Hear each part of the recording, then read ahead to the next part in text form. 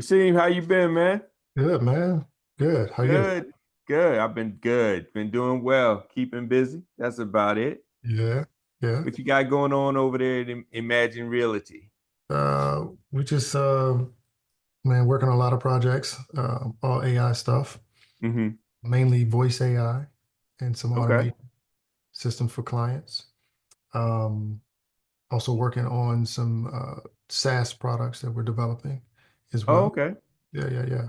Oh, okay. So you're putting out some software as a service products, huh? Yeah, using AI. Yeah, Okay. absolutely, absolutely. How's that voice AI coming along? I mean, I know everybody's doing it now, and Well, not um really. It seems like that only because of some of the circles that we're in, right? yeah, that's probably it. Yeah. Um, But when you step back and you just step outside and you'll see how many people are not yet utilizing AI or some of the tools that's out there, right? And then voice AI is one of those um, spaces that it's almost like a niche space within AI. Um, Okay. so yeah, like I said, it feels like it because some of the circles that we're in, but That's probably it. there's really Yeah. not a lot of people in there. It's beneficial though. I mean, because Yeah. like for instance, I was last week I was making a phone call to a service company and of course got their voicemail. They didn't call me back, called Right. another one, didn't answer the phone. And I'm like, why are y'all not utilizing voice AI if you're not gonna call somebody back? I mean, because here's the thing, you're losing business. I'm ready. I got the wallet out. I'm ready. I'm giving you a Yep. call. And I understand you might be small, you might be working at the time and can't answer the phone, and you might not have a receptionist or something. But all of a sudden, now you're sitting around. Hold on one second, I got a call. Now let me put them to my voice AI. Yep. There you go. I do that all the time. People are like, "What in the world?" I was talking to some assistant of yours. I'm like, "Yes, you were talking to my AI."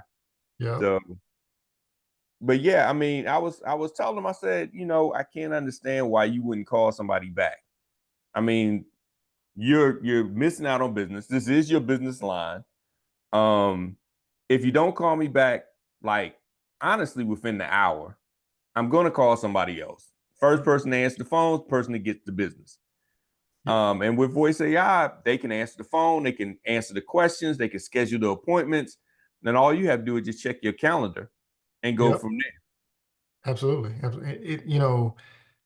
I would say for certain people, it might be less than an hour, Yeah, depending on the situation, right? Depending on what kind of service it is. yeah, Some people, they're on Google, they're looking for phone numbers, and if you don't answer the phone, they call in the next one right away.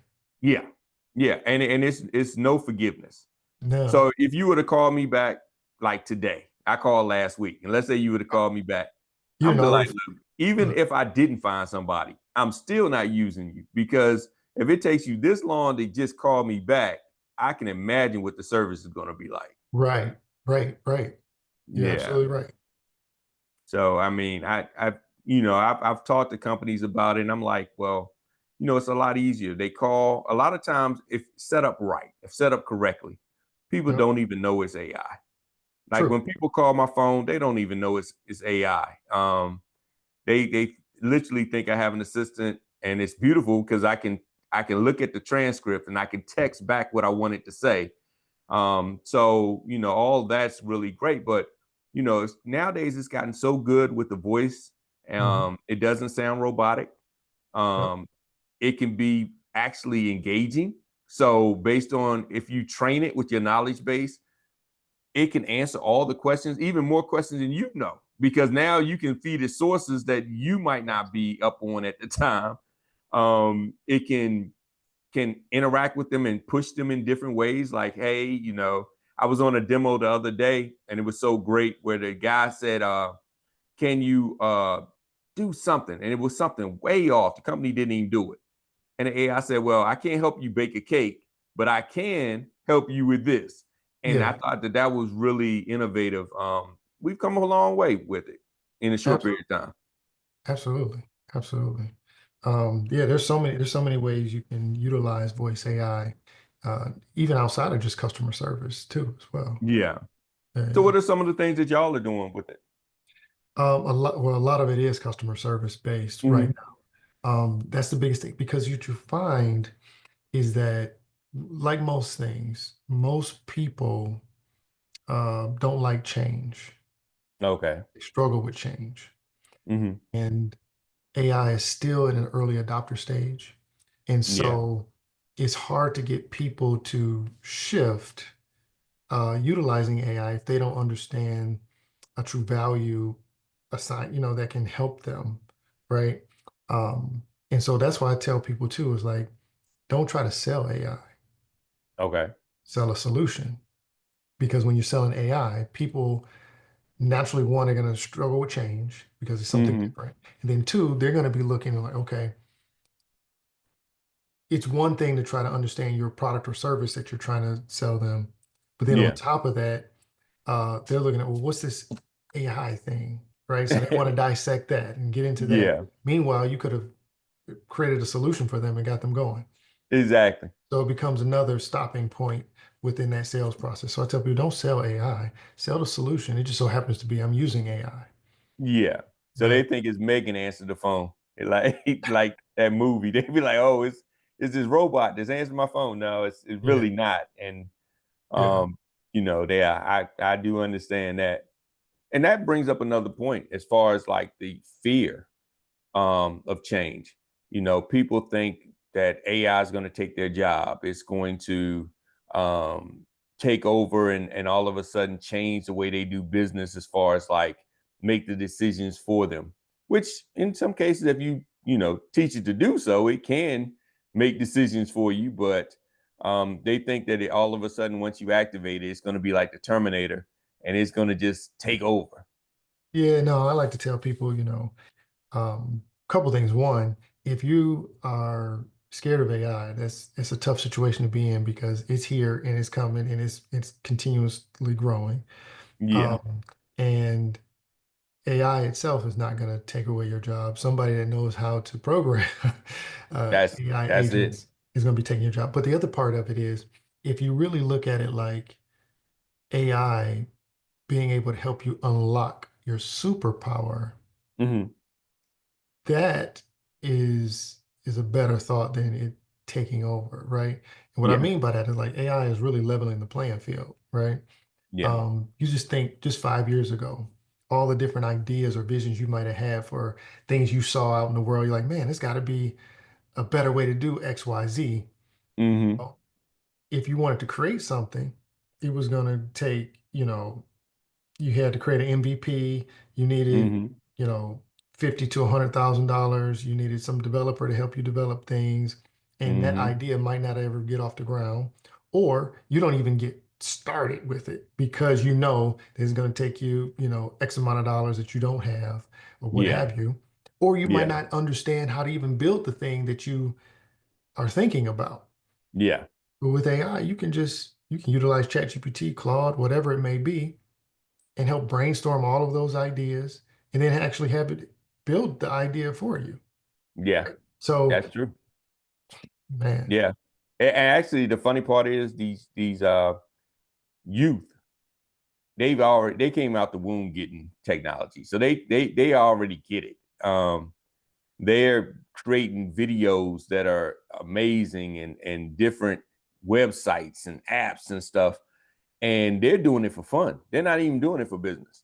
right. Just doing it for fun. And Yep. and these executives are, dumbfounded. They're like, how in the world they get this baby to have a podcast? And they're like, oh, that's easy. Y'all we do, that's easy. And so I think honestly, I told my little one, I might have to employ her just to do a lot of this stuff because they automatically just get it. I mean, they don't have those kind of stumbling blocks of traditional. It's just like back when we first had social media come into the game. The kids then they got it because they were always on social. With us coming from corporate America, we was taught that social media was wasting your time. You were could get fired if you were caught on your Facebook page, things of that nature. Yep. So we resisted social media. And now that social media is so ingrained in everything, it's hard for us to make that shift to do posts all the time or consistently. Kids, they post, I mean, everything. Look at what I'm eating. Look at me run down the street. Look at me Yeah, dancing. yeah. And it's natural for them. It's nothing for them to post. So even when I do post, which I need to do better at, I always consult with my teenager to say, hey, how should I do this? What should the lighting look like? How should I, because she's all about get this angle and taught me a whole lot. Like I don't record. She's like, I don't record these videos in one take. I record like a whole day worth of stuff and then come back and put it in the audio. Mhm. I would have never thought of that. I thought they were actually recording it right then and right there. They were Gotcha. like, no, I just record a video, me walking down the street, me going to here, me doing this, me putting, like I told her, I don't understand, like my niece, I mean, I don't understand how people are going viral with you brushing your teeth. They literally are watching you brush your teeth. And she's like, yeah, I brush my teeth. I show myself getting ready to go to work. I show myself getting something to eat for breakfast. And then I put the audio to it later. So Yeah. they get it. And for me, I would have said, well, I had to get a camera crew, a video crew, had to have somebody follow me around. And like, it's not that serious. And so same thing with AI. We think, oh, we have to hire a person that's a prompt engineer and we have to do this. And not really, you know. So Yeah, no, you really don't. The biggest thing I tell people is you just have to be able to communicate well, yes. right? Yes. 'Cause some people do get stuck on the tech and all that other good stuff, and it's really not about the tech. The tech is there, it works, and if you want to get deep into the tech, you can. Yeah. But again, if you have the ability to take your vision and communicate it with clarity and detail, you can make whatever you want to make. Like my wife say, use your words. Use your words. Yep, exactly. Yeah. And the tough part is what we're finding is here's what AI is doing really. It is putting a mirror up in front of people and showing them their shortcomings. That's what people Mm, are really afraid of. mm. That Because is true.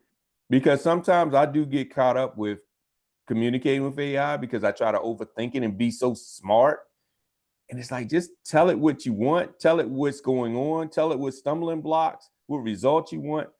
Just have a conversation. It'll figure it out. You yes, know. but Yeah. some people are struggling on the other side of that, not having the ability to communicate the thing they want. Uh, You know what I'm mm, saying? that's something. Yeah. I mean, you see that in the voice AI space where I've helped quite a few other agencies where, they're like, hey, my agent's hallucinating, or, I'm Yeah. not getting the response out that I think I should get. And then you look at the prompt and you can see why, because a lot of the statements may be ambiguous, or Hmm. um, the response that you are asking the agent to give you back doesn't match the instruction that you gave it for said response, right? Okay. That's Yeah. like that's like me asking you, uh, I want a yes no answer, but I ask you an open-ended question. Yeah. Yeah. You follow what I'm saying? Yeah. What we're also seeing is people having the inability or the lack of knowledge on how to communicate well. So what's some of the best practices you would say with communicating with the AI? Um, I tell people, like, don't think of it like AI. Okay. Think of it like a person that has all knowledge of all the things that you're looking for, and it's your Okay. right hand person, right? Okay. And what I mean by that is like, um, so think about this like in a space of voice AI, for instance. Okay. If you were to forget the AI portion, let's say you had to hire somebody Okay. in that space. Hmm. You can't just, although that person has a brain, they may be intelligent and all of those things, no matter how smart they are, you still have to give them some parameters. And Hmm. I program my voice solutions the same way I would talk to a person. For Okay. example, always need to give them a role. That's why every job description has a role out there. Here's Hmm. what this role is responsible for. Hmm. In that, you're also going to give them some context, right? Here's the things you do in this role. Let me Okay. give you some history on a company so you can understand why this role is important. Okay. Okay. So I got a role, I got some context, some background information. Mm-hmm. Then I'm going to give you a task, Mm-hmm. right? Here's the tasks that you need to complete while fulfilling this role. Okay. Then in those, after I give you a task, I'm going to give you some specifics Okay. because even though you might be the most intelligent person in the world, you don't know how we run our company. So I Yeah. need to give you the specifics on how to do the tasks that I gave you because we do it a certain way. Okay. Think about when Okay. you go to Chick-fil-A, before you leave that drive-through line, they're going to tell you what? Have a nice day. Have a blessed day, Yep. right? Yep. That's how they run their business. Yeah. So you can be the smartest person in the world, but if they don't tell you, you're not going to do it, Yeah. right? That's true. And then I'm going to give you some notes or some logic or just extra information that you Mm-hmm. might need, that you Okay. might encounter, right? So that you can facilitate doing your job well. Because Okay. the person has a brain, it can take those 5 areas, Mm-hmm. figure out how to operate in that position. Okay. AI is the same way, Yeah. the Yeah. same way. So I'm going to give, in my prompt, I'm going to give it a role, Mm-hmm. tell it some context. I'm going to Mm-hmm. give it tasks, Mm-hmm. specifics with some Mm-hmm. examples in there, Okay. and give it some notes that it may need to be able to facilitate answering the phone properly. Okay. No different than you should train an individual. Okay. Now, you do that in one prompt, or you do it in a prompt chain? Yeah, you can do it in single. I just break it down, markdown, right? Okay. Yeah. Okay. Yeah, But, that makes sense. but that's what I'm saying. Like it, I think when people think about AI, they're thinking so much about the technology and then they overthink things as well, like you mentioned before. Yeah. Sometimes it's not that hard. It's just give it the same information you would give a human Yeah. Yeah. so that the And human can do the job you're expecting it to do. yeah, Now, if you struggle doing that, you probably struggle with AI, that's true. right? That is true. Yeah, and that makes sense because you wouldn't hire a person and say, "Hey, your job is, I'm gonna hire you. You come in the company. All right, start working." They're like, "So what do I do? I mean, what role do I have? What do you Exactly. expect?"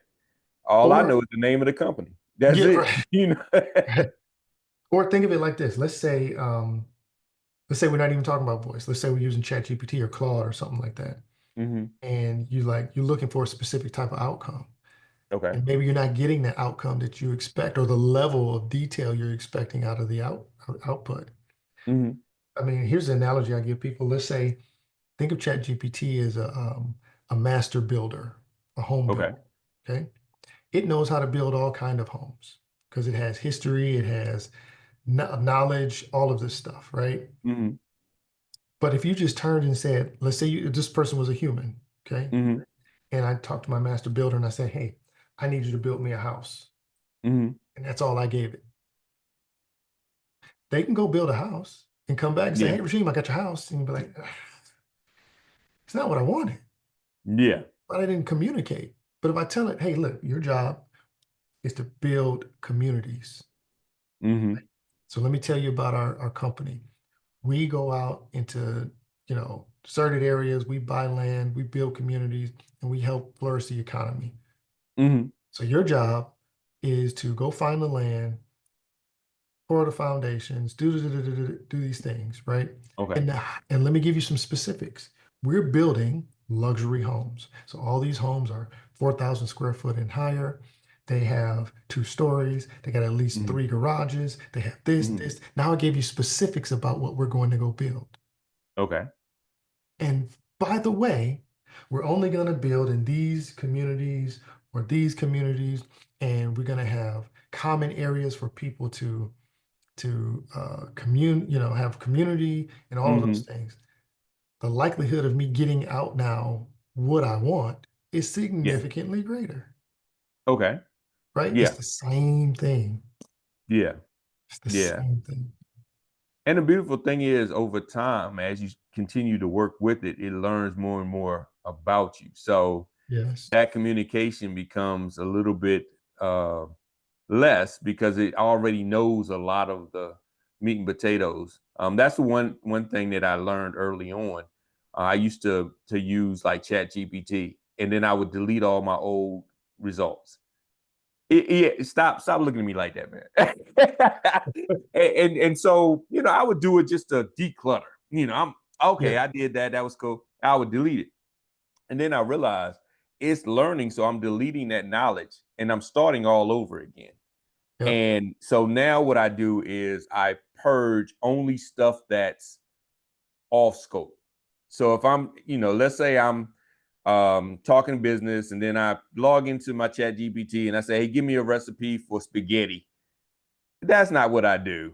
And all of a sudden now it's going to add that to the knowledge base. So I delete anything's off base, or I just log into a different account. But everything business wise, I keep in line. I keep all the history. I also talk with it. I mean, sometimes it's funny. People look at me funny when I tell my AI thank you, or I'll tell my AI great job. Because I'm training it to say this is the type of things that I want, or no, this is a little bit off base, and this is why. That kind of communication. I'm trying to get better at talking with it as if I was to talk to another human being, and just getting it to get to know me as much as possible. So my prompts are a lot shorter. And I say, okay, write me another article. Well, it already knows what type of articles I like. It already knows the topics, that type of thing. So Yeah, I'm not a fan of deleting it all. I use the project folders a lot. okay. All the business stuff goes in there, but I do keep all of my just I'm looking at it right here on this other screen. I got three screens up here. Mm-hmm. Um, I keep everything because that recipe that you put up there, a month Mm-hmm. from now, you're like, man, that was a good. I want to try to find that recipe again. Oh yeah. You Just hit the can't find search it. bar, find it, Yeah. right? Yeah. That's why I keep everything. Yeah, I probably should do that. Probably should segment. Actually, I've now created and I'm training my AI agents. So now I've got, they call them AI agents. I tell for regular people, AI employees. So I've got AI employees that are, you know, advisors, executives, managers, regular, type of job employees that do different tasks. And then I've also got ones that are health coach, life coach, you know, I've got different ones that I now train individually.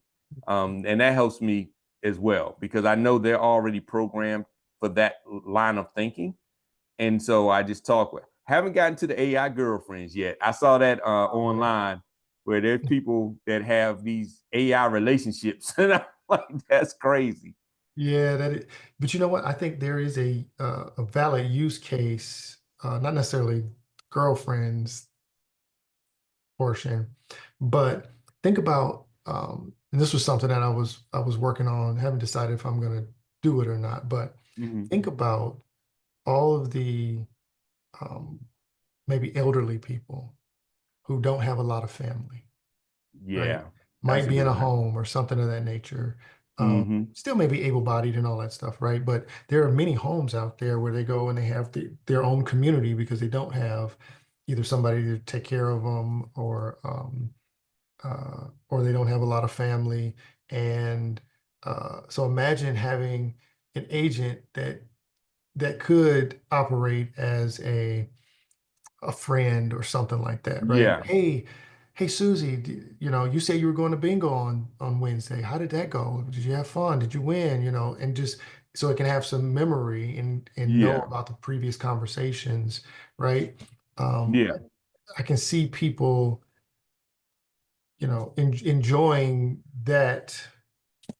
I, that kind of interface. that really, yes, that it can be a very good way of using it because that is something that the elderly have struggled with and introverts. They just don't have people to talk to. Like, for instance, you know, you and myself had no problem just jumping on talking to anybody. Like some the older people used to say, have no strangers, know no strangers. And but there's people, we take that for granted. There's people that have a hard time talking with other people, but they can talk with this understands them.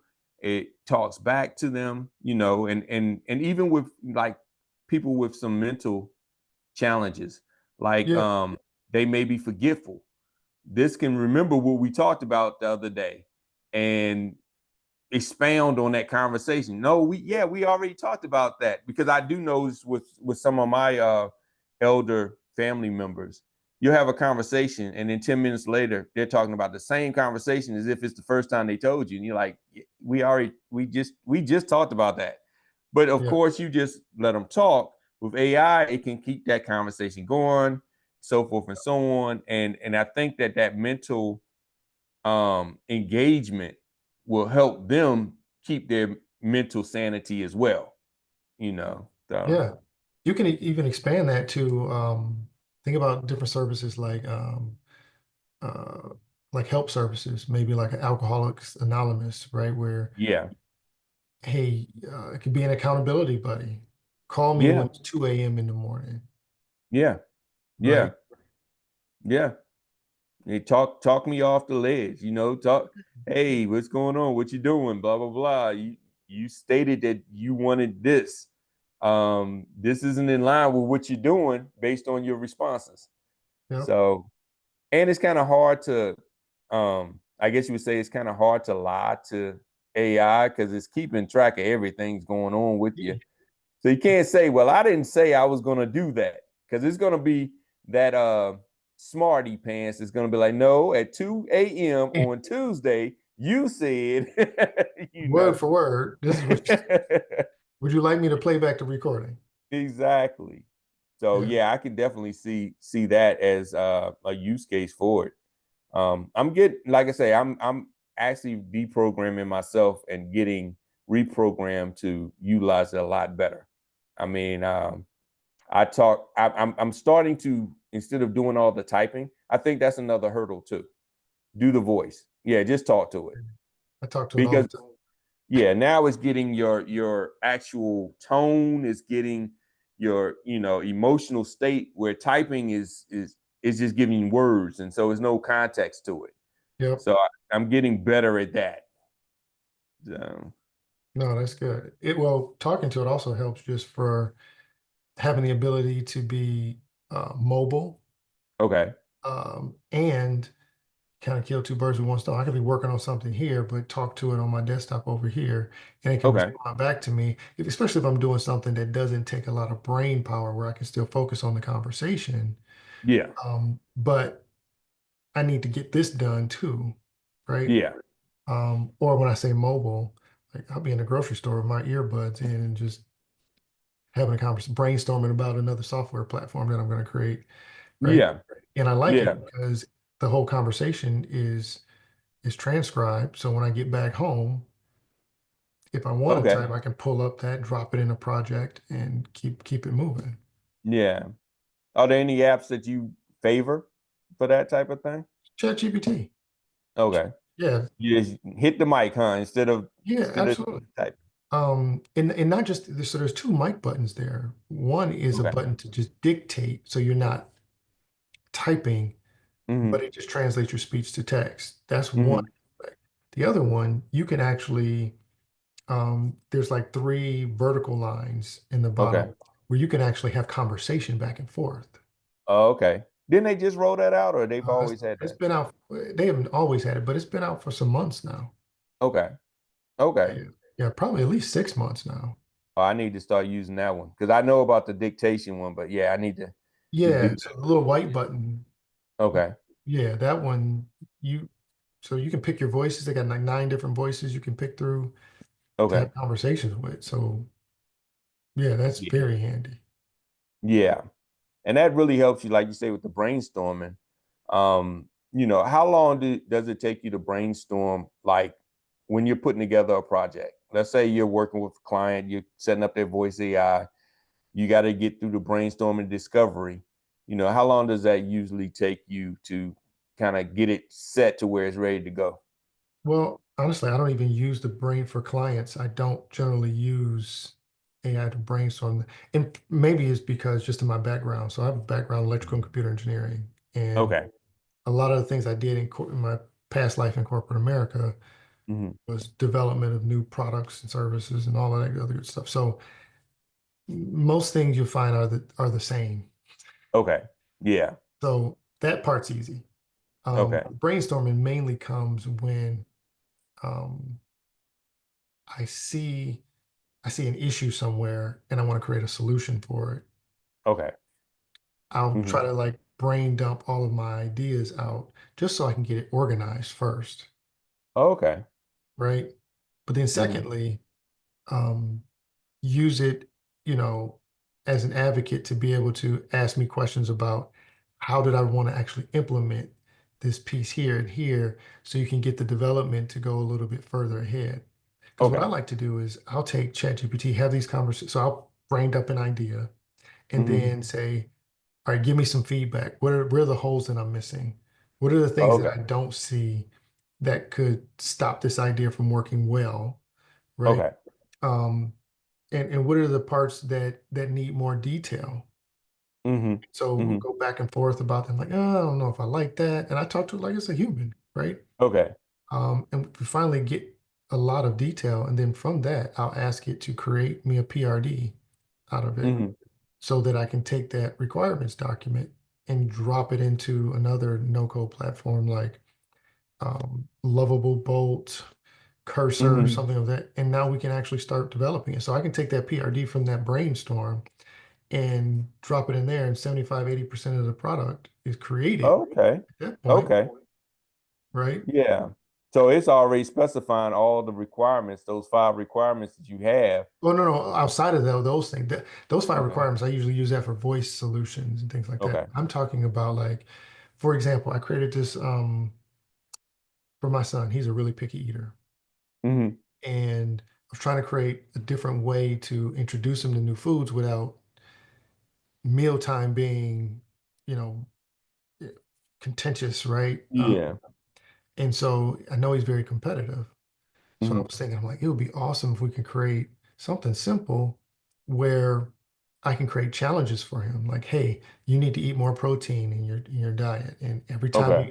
eat, chicken, fish, turkey, beef, whatever it is, I'm gonna give you, so many points. I'm gonna give you 15 points every time Okay. you deal with that. And then I can create these rewards that might be, Okay. oh, I know you like having, he likes Fanta orange sodas, right? Or he Okay. likes going to the movies or whatever. So I can create these rewards that, okay, once you get 100 points, you can get, a pack of gummy bears. You can get, Okay. right? So yeah, you gamified it. You gamify it, right? And so now, so I created this app. I'm probably 97% complete. I got to finish off some minor things on the Okay. back end.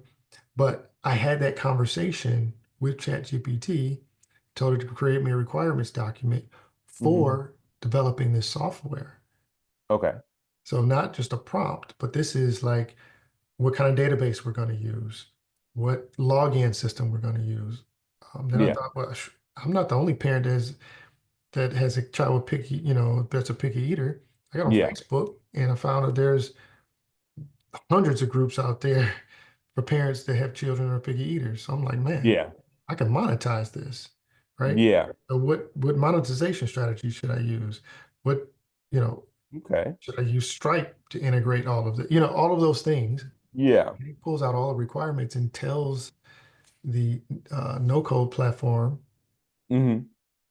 what to build. Okay. So Okay. that's what I'm saying. So like I call myself, I'm a software composer, but I don't know how to write software.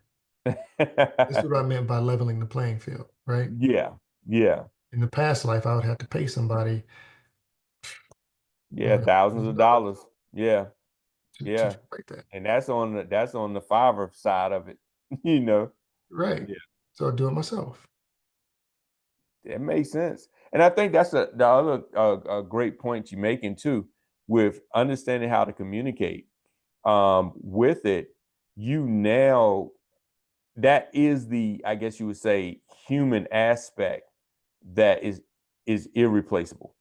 You Mhm. know, for those in a field, and I always use something like photography. I'm not good at photography. I'm not good at videos. I've said it earlier in this. Teenagers have much better luck with that. But a person that's a professional photographer knows the different filters, knows the different lighting, knows the different angles. They know things that they can put into it that I wouldn't even think about adding to my requirements. And it's a difference between, okay, yeah, I can go into Chat GPT and say, tell me what filters I need and tell me what to make a perfect video, but I would need the, the actual foresight to even ask that question. Because me, I'm gonna just say, create me a video of, or create me a photo shoot of blah blah blah, and it's just gonna come out with whatever it comes out with. I'm not gonna say I'm looking for this type of sunset, this type of boom, but I need this Canon filter and this. But an expert in that field would know to ask those, and they can come out with such a much better result Mhm. in a fast time than I could, and it would take me months to even figure out what to ask, because I don't even know what I don't know, and so that's where that comes into play. Well, I agree with you. That is where that human interaction comes into play. I would say to you though, you could still just ask those questions. Just Yeah. say, hey, I don't know what else to ask. What else do I need? Right? Okay. And let it and just why? What else? Or Yeah. show an image of something you like, man, I like how that sunset looks. Drop that image in there and say, what do I need to say to create an image like this? Okay. You follow what I'm Okay. saying? Yeah, and then it'll Um, tell me the filters and yeah, just ask stuff. all the way. And what you end up doing is learning. Okay. But the other side, I would say to kind of add on to that, where the idea that we still need humans Mm-hmm. is that even though AI is gathering all this knowledge Mm-hmm. and um, it can create things, Mm-hmm. just because you create it to a specification, let's call it, right, Okay. doesn't mean it's still right the way humans like it. Okay. Here's what I mean. I don't necessarily want to say the company, not that it's bad or anything, just Mm-hmm. whatever. And people can find it in my history. The company that I worked for was a major audio supplier, Okay. rated one of the top audio suppliers in the world. Mm-hmm. Uh, and I noticed in the vehicles that we have products in, Mm-hmm. part of the integration in that vehicle is doing what they call an EQ, equalization, Mm-hmm. right? Because vehicles are all shaped different. The speaker placement may be in different places. The amplifier power may be different. The Mm-hmm. um, even the materials are different. So there might be a different EQ. And what I mean by EQ, meaning like bass, mid-range, treble, how Mm-hmm. that's all equalized, right? Mm-hmm. May be different just because the seats were cloth versus leather seats. Oh wow, Mhm. really? Yeah, because sound is basically pressure, air pressure, Okay. right? Okay. Waves. And so it's going to get a different response. Those cloth seats are going to absorb a lot of that sound versus leather is going to get more, bounce or Hmm. refraction. So the EQ has to be slightly different to get a good sound in that car, right? And so for a given car, you might have 25 different EQs because you got different or, Wow. things in a car, right? So you might, for instance, let's say you have a, let's say you have a SUV, Mm-hmm. that same SUV, say a Chevy Mm-hmm. Tahoe. Mm-hmm. One version might be the standard length. Another Okay. version might be the extended version, so you have more cabin space. One Okay. version might have uh, cloth seats versus leather seats.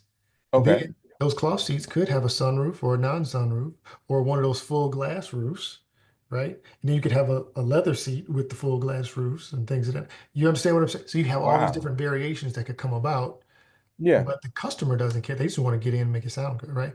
But Yeah.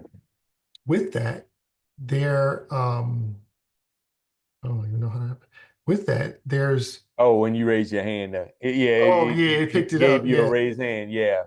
So that's a good example of when AI, like, even though it knows that's not really what I was looking for. This is what I was Yeah. saying, where you still need humans. But to the point I was making is that like um, in this company, we would create these EQs based Okay. on math and how things are quote unquote technically supposed to be, Hmm. right? Hmm. However, we found that humans still get in the car and they want to adjust it how they like it to sound, Yeah. Yeah. right? So the analogy is that although AI has all this data and things of that nature, it can spit out information as it quote unquote should be from Yeah. a theoretical or statistical standpoint. But us Hmm. as humans still know how we like it. Yeah. Yeah. You understand what I'm That saying? is interesting. Yeah. Yeah. And that's some knowledge. I didn't even know it took all of that into. Oh, it's a lot that goes into Wow. all that stuff. Yeah.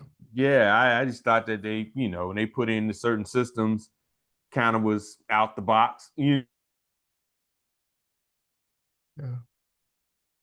Different systems for different car makes, as far as like those different things. Y'all literally is not the exact same. It might be the exact same brand, but not the exact same build out of that system. Correct. Wow.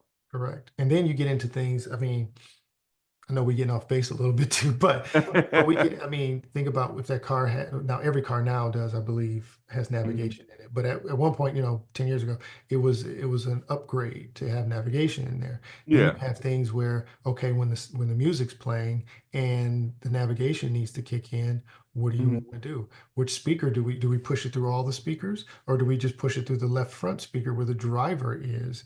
And do we attenuate Yeah. the music? How much do you attenuate the music? You follow what I'm saying? So it gets Yeah. Because it which does that with when it comes to the Bluetooth and the phone too. It's like, right, yeah, right. And then so there's another thing too. Like, are we talking FM radio, AM radio? It's all compressed. yeah, FM radio is all compressed coming over the airwaves.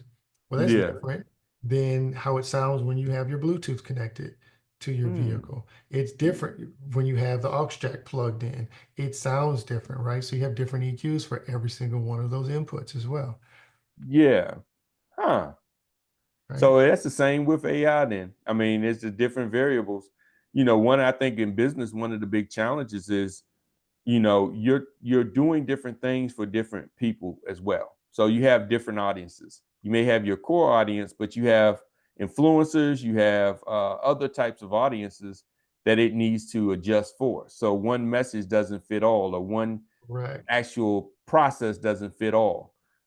Yes. Yeah, So these are good discussion points to why AI is not necessarily taking over people's jobs. yeah, But if used correctly, AI could amplify your ability to do your job better, faster, yeah. quicker. That's it. That really is it.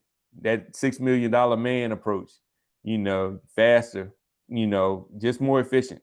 Yeah. Now I noticed that y'all tie y'all's AI also into automation. Um, you know, and I'm speaking for the public, because that's one of the things that I do as well. How do you approach that automation aspect of it? Because AI by itself is like you were saying with the employees, you had that one staff member, but to run your organization, you need a team. So how do you tie it into like that automation aspect? Well, the first thing I do has nothing to do with automation. Well, it does, but Mhm. the first thing I do is we're going to discuss what are your processes in your business. Okay. And that's where a lot of people fall apart. Okay. People try to put technology first, Hmm. then make it do something versus figuring out their process Hmm. and then allowing the technology to police the process. That's the That's where difference, I've had right? the challenges too. Yeah, I'm So, like, let's figure out your flow first, yeah, how what you are we do doing? business first, and then we'll put in the AI where it's needed versus what can Correct. the AI do, and let's make our business fit what the AI features are. And yeah. Yes. And so I try to use the methodology of people process technology, um, which I know a lot of automakers, specifically Toyota, was one that really made that famous. Um, Figuring out, what are the people doing in your Mm-hmm. business? Mm-hmm. What kind of processes need to be in place to get the result you're looking for? And Mm-hmm. then go find the technology that matches that or that can police that. And I think in general, most people are going tech first, and that's where they fail because I'm sure you've heard this. People will go, oh, that doesn't work, or that doesn't work, that doesn't work. Now, granted, there's some software out there that it doesn't work well, right? Yeah. But in general, they all started with an idea to solve a problem. But if you Mm-hmm. go, for instance, like CRMs, how many CRM companies are out there? There's hundreds of them. Yeah.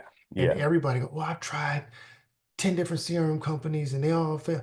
But you started with the tech. Let's Mm-hmm. start with what is your process first? Mm-hmm. What do you Yeah. need to get done? Yeah. Then we can go figure out which piece of tech matches and or allows you to police that process well. Yeah. Then you will be happy and then the technology can actually work for you. Yeah. So Yeah. that's the approach I take with automation. It's like we're not automating anything until we figure out what your processes are. Mm-hmm. What are you currently doing manually? Mm-hmm. Then let's look at your current tech stack and find out, can it do what you actually want it to do? Yeah. Because if you Yeah. started with tech, it may not even be on the same playing field as what your processes are or Oh, that you wanted, definitely. right?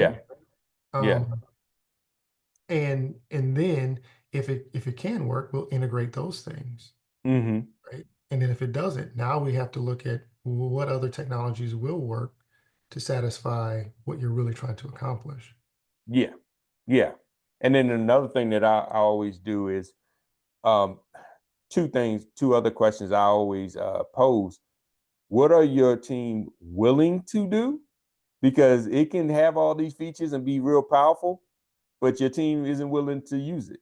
I mean, so I'm like, first of all, will your team be committed to actually using this technology? Because it might sound good. Like for instance, we'll use one company, HubSpot. People love HubSpot, and HubSpot's a great solution and it's very powerful. But people just really use just a CRM. They don't even use all the other tools it has, and it has a suite of tools. Mhm. But they like, oh, I can't do this. I'm like, HubSpot has all of this stuff, but your team isn't committed to using it. And if your team's not committed to using it, it doesn't matter if it has all this stuff.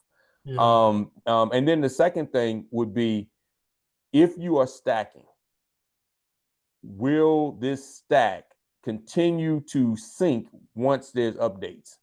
Because sometimes they'll stack and certain software won't talk with other software once they do updates. And so you built out this automation, you built out this whole system, and then all of a sudden the company does an update and it breaks. And now you're dead in the water. Or company changes goals, they change direction. We're not Mhm. doing that anymore, Yep. and you're depending on that. So I usually say, okay, how can we make this as foolproof as possible if these things happen, and have contingency plans? Because contingency plans are very important because time is money, and once something breaks, if you don't have a contingency plan, it might take you a while to figure out a workaround, so that's losing you money. Yep. Very much so. Very much so. Yeah. So but that's great. Well, hey man, I appreciate you spending a little bit of your lunch with me, sharing things. Tell us a little bit more of how to get in touch with you, and if somebody's ready to just take that next step, what they should do. Yeah. So people can reach me multiple ways. You reach me directly through the website, imaginereality.com. Mm-hmm. Um, you can also reach me on my LinkedIn. Uh, and it's just my name, RaSheem Barnett. Mm-hmm. And I use that because there's not a lot of Rasheems out there, so it's fairly unique. You know what I mean? Yeah. Pretty easy to find from that standpoint. Find me on Facebook, Instagram, yeah, everywhere. That's how they can reach out. Cool. Cool. Yeah. Thanks for spending some time, and we'll have these conversations more often. I mean, like I said, I'm just wanting to be a little bit more informal and just open and have that conversation around it instead of making this some sort of smart think tank, master class and so forth and so on, but just general conversations. And there's a lot of good nuggets that you shared with this, and I appreciate that. Some that I'll actually be taking away with myself, have that conversation. I'm gonna start walking around my phone now and hitting that conversation You don't mode even need to hit versus, it once. Like I yeah. said, hit it, just talk and just. Yeah, because I'll sit down and type. And once you start typing, you try to be too smart. And now I'm writing an essay. And I need and act like a blah, blah, blah. And And then after you see this big paragraph, you're like, I I don't don't want all like that. it. So Yep. Yep. yeah, I'll Yep. start doing more talking. But yeah, man, thanks so much for coming on, man. And Sure. Thanks for having me. um, this was great. Good. Good. Appreciate it. Cool. All right.